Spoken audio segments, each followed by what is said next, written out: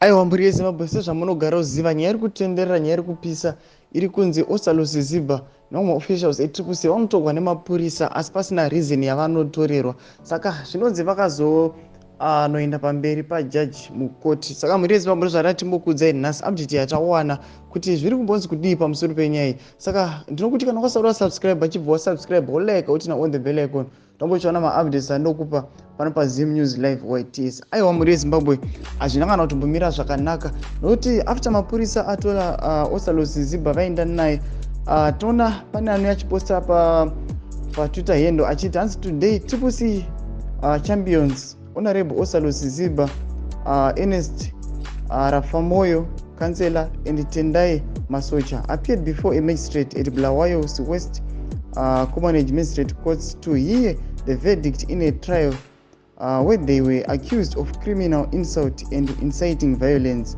The court ruled in their favor and declared of them as not guilty. Saka mhuri yeZimbabwe ndonyaya tati timbokuupdate yekuti aiwa vanonzi vanomira pamberi pamagistrate mukoti vonzi vari kuaccusiwa pamusoro pe insult, criminal insult and inciting violence kuti vanoda kukonzeresa violence ndo nyaya iri kunzi yavabatirwa. Saka mhuri yeZimbabwe ndo nyaya yatakuonerai muzuva ranhasi kana paitika any update tinoya tichikuzivisai. Saka mhuri yeZimbabwe ndokuti munoti kudii pamusoro penyaya iyi panyaya yekutogwa kwemaofficials eTCC avo zvafanana saosalosizibha ari kufanira kukondesta mumaby elections. Tinoti kudii pamusoro penyaya iyi. Haiwa mhuri yeZimbabwe zvava zvangoitika maby elections akuda kusvika saka pinde mucomment section medu mutiudze munoti kudii pamusoro penyaya iyi uchilike musubscribe nokuti on the bell icon ramuchiona maupdates andokupai pano paZim News Live YTS.